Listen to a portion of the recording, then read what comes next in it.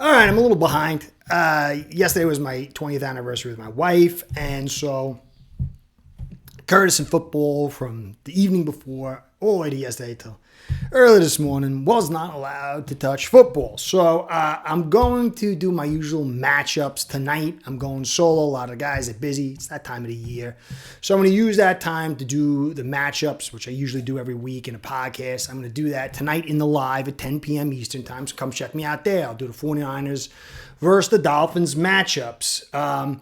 So tomorrow I'm going to be doing AFC Shakedown, a Mafia Sports Report. All the guys are from the different teams in the AFC East. We'll talk about that. That's there. So I'm sorry I'm behind, but 20 years, you gotta put it down. Even though it was hard, there was some stories that came out. I really wanted to cover them, one in particular, but that was not happening. I'd be in trouble for quite some time. So I'm going to get into a bunch of little stories today. I'll have the chapters. You can go into whatever you want. Usually, if it's like one big topic or two, I don't. But this one's going to have a bunch of little topics because there's a lot of juicy little stuff. Weaver talking about being back next year. Eichenberg said he didn't play well, and there's a chance he might not start. Whoa, big surprise. Wynn might take over, so I'm going to do some offensive line talk. And then there was some things about Dan Marino that ties into that, what he had said. Somebody interviewed him and things that he'd said. And then I'm going to get into this whole concept of offense and defense not being together. You throw the special teams in there, but why does the offense do great and then the defense flops or vice versa? I'll talk about that. Dolphins road to success, it's low. But it's there. You never know until it's over. It's not over. So I'm going to get into that quickly. Audibles. Someone put a good comment. Why no Audibles? I'm going to talk about the Audibles thing, and I think there's a little bit confusion on that. So I'll get into that. Hill's little tweet, gotta go, coach, comma, no comma, whatever. I'll get touch into that a little bit as well. I do think that this is going to be a tough offseason. I think that however it goes, it's going to be rough for segments of the fan base. It's going to be divisive again. I'm hoping not. So while we have a little bit of football left, let's just enjoy what we have and try to find common ground because there's going to be a lot of different hardcore stances, and I don't think it's going to play out exactly like anybody thinks it's going to. Or some. So let's just enjoy these holidays, Christmas and whatever holidays you celebrate, New Year. 3 games left unless we have some miracle to the postseason. You never know what next year brings. You don't know if you're going to be here for the next season. So just enjoy and try to find common ground even though you do disagree. I think that's the key. So quickly, I'll get into the Weaver thing. Weaver said he's looking to be back next year. When I say he's like, I can't wait till next year. Phillips and I'll have Chubb. I'll have a healthy roster. And, some people are saying, well, does that mean he's going to be back? He's not going to be back. He's going to say he's going to be back until he's told he's not. And, I like Weaver. I think that there is no real weakness. I mean, he's had 1 year as DC as Texans. This is his second year as a DC. I thought that the hyperbole of Fangio being a bad guy and forgot how to coach and Weaver's going to be better than was totally crazy. Crazy talk, real crazy talk. But I think he's got a good personality. I think obviously he's played. That's a huge asset. And I don't think he's terrible in his X and O's. I think what you're seeing, though, is trends in failure of talent over the course of many defenses. And, this old bum Phillips thing he said about surely he can take yours and beat his, and he'd take his and beat yours. And there's a lot of truth to that on a small micro level. So you could be a great coach and take a lesser team and beat a not so good coach with a more talented team here and there. But consistency comes from excellent coaching and excellent talent working together. Without the excellent talent or excellent coaching, there's going to be instability. And so this is a game of horses. And so I think Weaver showed some decent stuff. Do I think he's the guy? I don't know yet. No, I don't. Do I think more talent and more consistency on his unit, he'd be better? Yeah, of course. I think anybody would be. Whether it's good enough, we'll see or not. But does that mean that this whole thing it's coming back? We got Greer, we got McDaniel, we got Weaver. It's all just getting rerun. I tend to think that is going to be the play. Maybe things change based on these last final 3 games, but I kind of do think that's a change. I mean, some of these other stories are going to tie into it. So we don't know. Let's see how it plays out. Now, Eichenberg came out and said he didn't play well enough. He could have said that for quite some time. Some people are saying that maybe he's not going to play this week. You got Wynn, who's maybe finally getting healthy. How do you have Tehran, who's always injured, Lamb, who's ready to retire, injured, Jackson's, who's injured quite a bit, and then Wynn, who really didn't recover, and he's coming in this late. This was a terrible offensive line design. But Wynn is better than Eichenberg. I don't think that Wynn's what people say they are, but that's their evaluation. I think that he's got some good skill sets and a finesse style. He tends to be injured way too much. He doesn't have power to drive, but he's better than Eichenberg. So it would be good to see him come back and step in there. Now, some of the things that I would say maybe point towards everything coming back and a rerun, obviously all the money invested in all this stuff. But Philip Dillingham talked to Dan Marino, and Dan Marino said, we're going to get this thing figured out.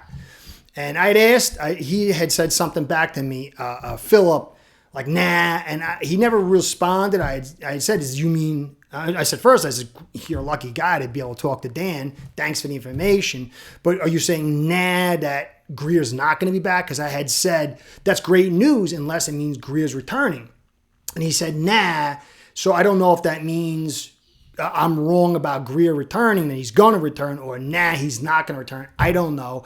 But if they're going to get this offensive line figured out, is that from Ross and the higher levels, or does that mean with Greer and co? I don't know. We'll see. But I'm going to cover the Chargers tomorrow on a podcast and the game with the Broncos. And I see some people saying the Chargers O-line stinks, the interior. Well, there's some truth that I'll get into that later, but let's take a look at this. Kevin Harlan effect, some really good tweets for him. I got to get back into the Twitter thing, guys. It's just kind of a weird space for me personally, but I got to use it. But look, top offensive lines: Lions, Broncos, Eagles, Buccaneers, Packers, Bills, Commanders, Chiefs, Vikings, and Panthers. All but one of these teams currently hold a spot in the playoffs through Week 15. Only 2 of these teams have an elite quarterback. Do with this information what you will, but something tells me that building your team through the trenches helps you win the game of football. Some people say, and maybe to the truth, I repeat and say the same things over. But when I say, 1 + 1, and people go, no, it's 3, you got to keep saying it over and over again, because there's lots of people been telling you for a while that 1 + 1 is 3. And so I've taken on, in maybe to the detriment of my channel or to some viewers, I've taken it on me to be the spearhead in this thing, and I've done it for years, because if this whole conversation isn't a primary conversation, then all the evals fall into this perturbation where they get expanded and they become unclear. And it's just very simple. Your offensive line sets the tone for all the rest of the teams. And I've actually had to have many, many conversations with people saying, this is true. And I was told I was crazy. Don't worry, you just got the receivers and the skills, and that's all you need. All you need is just the right coach and chemistry. And it's talent. Every unit in the game of football demands talent. These are just not big, ugly guys. So clearly, offensive lines, you don't need the top offensive line, but it shows that it makes things easier. So Dan says we're going to get this right. Paul, when you look at the injury report, he hasn't practiced all week. So it might be Paul, left tackle. Lamb, he's still got a balky back, so we don't know what's going on at right tackle. We'll see, but let's play. It's not Carmen, Electra. No good. And then we don't know what the deal is with Jones and Eichenberg. For me, I've said for a while, I would have had Paul, and then if you got Wynn, have him at left guard. Brewer, Jones, then Lamb, obviously, hopefully at the right tackle spot because we like to roll our protection to the right a lot. Brewer spends a lot of time rolling to the right to help Eichenberg. So if he's going to roll right anyway, you might as well roll to Jones, who needs the help. And he would be a good physical asset right there. And you can help and do that. And then if you had Wynn, who can pass block in a quick throw game, not much drive blocking, quick throw, and then he's a vet who could sit next to Paul. That would be my lineup. It would be a much better lineup. I still don't think it'd be good enough. I'm not going to get into it there because people don't, may not want to talk about the offensive line. I'll get into that another time. So it will be interesting to see how that plays out. I do think that front would be the best front from a skill set standpoint and offer us a chance to win. It's going to be tough against the 49ers, but I'll get into that tonight. So good D-O-D. Why does the O and the D never seem to jive? And there's a lot of reasons for that. But a primary reason goes back to what I said about Weaver. There's talent flaws on both sides. So if you look at the defense, when they play a good offensive line, they don't have a good day because they don't have the front to handle it as much with the linebackers. And so the ball gets run on them. They're able to pass block a little bit longer, and then the secondary gets exposed. It's a talent issue. Same thing on the other side. When you got a semi-decent secondary and a good front, they can't handle it. So it's not always that case, but you got to look at the matchups. And so this is not just simply we just got to get on the same page together. It's the fact is you've got flaws on both sides, and when you go against certain teams, they can expose it, even sometimes on both sides. So I think you got to really go back and look at the matchups. And I think people sometimes forget that matchups make a huge difference. And you got to go into the each unit versus each unit, but then individual to parse it to see what's going on. And so sometimes just small little mismatches within a particular two units, it can influence the whole game. And we have too many flaws. Some of it's because of injuries. Some of it's because of bad GMing. Some of it's some bad coaching and overall concepts. But the trenches on both sides, while I like the defensive side much better with Campbell and Chop and Sealer, they still can get exposed, especially with the linebackers, and especially when it gets into, that clock rises just a little bit with the protection, and now that secondary is having problems with the missed tackles, most notably. So the road to success, you could see right here, Kevin Harlan, he had two good ones.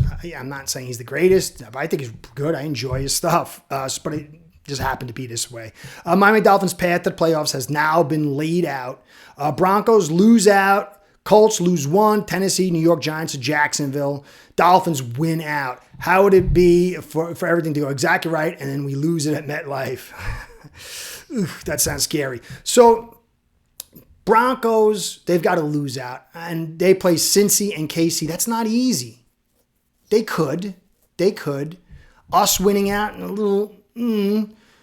Colts losing one, that's possible. They're not a juggernaut. Versus Tennessee, at New York Giants, and versus Jacksonville, 2 home games, 1 on the road against the Giants. They can win there. But that's a big grouping for us to really struggle to get to this postseason. And it would be very, very sorrowful if we had to go. Everything worked out right, and then you go against the Jets. I said that Week 18 game was going to be a big one. We could beat the next 2 teams. They're kind of in turmoil. I think this one's going to be harder than on the road at Cleveland. Cleveland's going to be tough probably because of the environment, but the quarterback situation is a disaster. So we'll see how it plays out. I think people saying, well, why don't you just play your rookies? Because they're trying to set up a narrative to get Ross and obviously Greer and McDaniel. But, all these guys want this thing back. Too much money, too much turmoil in the changeover. It's for the best. But they don't want it, and they want any narrative they can shape to say, bring these guys back is a good move, and people to go, or enough of them to go, oh, okay. So they're going to try to win. If we go to the postseason, they should come back. I don't think if we win 2 of the next 3, they should come back. I think this thing is in really bad shape. I think this offensive line needs way more help than chemistry. I think it needs way more than 2 guards. I think the team needs more than that. If you're trying to get to the conference championship or the Super Bowl, if you're just trying to create some vision of success that's not legitimate, maybe that'll be enough. And maybe that's enough for some, but not for me so much. Now, CCR 8029, we talk all the time. We disagree on Tua, but I think for the most part, we agree on a lot. And I like that. He disagrees with me strongly in that. I disagree, but we talk on the lives, we talk in the comments. And he put up here how many audibles were called, because I did a video on our lack of flexibility and our inability to call audibles. And when I know a play won't work, I just run it anyway. Tua. And so I don't know. I think he's meaning that like Tua is not able to call audibles. And that's not true. You have to understand that just like everything in football, there's basic. You can get to the line of scrimmage and call, you have audibles for your run and you audible for pass, and it's basic. You get in there, you see the fronts, you see the look, and you call a run. Like there was one we were under center, I had done in my videos on the first drive, and we did play action, but it said the look that we had and we saw should have ran inside. And so anybody can simply call that call to go to a run attack, especially if you're on the center. Now, it might be a little bit more complicated if you're in shotgun and you got to get on the center and you got to hand out all these different jobs and people. But if you're already on the center and you're doing a play action, it is very easy to call, especially for a pro, to call into an inside run out of that. So I think in the very basic formula, Tua can handle that. Clearly, I don't know about the higher levels. They say he had low Wonderlic and he can't, whatever. I don't know. I don't see it enough. And why don't I see it enough? Well, part of the reason, guys, is because we don't call audibles because the plays get in a little bit late. You got to get there and you do your motions and it burns off the clock. You remember, as soon as the play's over, you're walking back to the huddle. You're waiting for the play to come in. It comes in. Then you got to call it, make sure everybody's on the same page, get to the line of scrimmage, then do your motions. There's not enough time to sit there. You've got to call your protections. Where's the mic? Where's the protection? And then you got to sit there and decipher the defense and then make that call. There's no time for that. It's not hardwired into the system. Why? Well, we call all these motions because we're trying to get leverage because we don't have natural play leverage because we don't have enough talent on the offensive line and secondary blockers. So you got to move guys and try to catch them off guard and do all this motion so you can get leverage within the play and the technique and then leverage as far as scheme leverage, play call leverage, because you can't do it without it. This is why we fail. This is why you can't get to the line of scrimmage early and call, because you got to get all these motions and hopefully catch guys at bad angles. Because if you just run it straight and ask for man blocking driving, they're going nowhere. So you have to understand there is complexity within the audibles. Guys like Brady and Manning, they took it to a totally different level. I doubt that Tua can do that. That's one of their great skills. But simply to get to the line of scrimmage, and this is why I say finesse, outside zone, finesse, you can't run cutbacks in the outside zone. It hurts the whole thing. If you can get to the line of scrimmage, you can out-physical somebody. Then you can come under center more because you're not afraid to get blown up. You can do a lot of things to get there early and create play call mismatches, knowing that in the back of your pocket, I've got physicality. But when you don't have that, everything's got to be complex in order to offset your natural failings, your lack of talent, your pigeonholed ability, that you have to run your zones and your gaps and all the stuff to create angles and move all these guys, because you can't just go up there in the phone booth and knock guys out. And it limits this team. Clearly, it's something I've been talking about. And, there's people out there, they've been saying what I've been saying for almost as long or maybe a long, I don't know. And then there's some people trying to parse it and fix it and massage it. But that's the truth. It's the truth. We built like morons. And that starts with Chris Greer.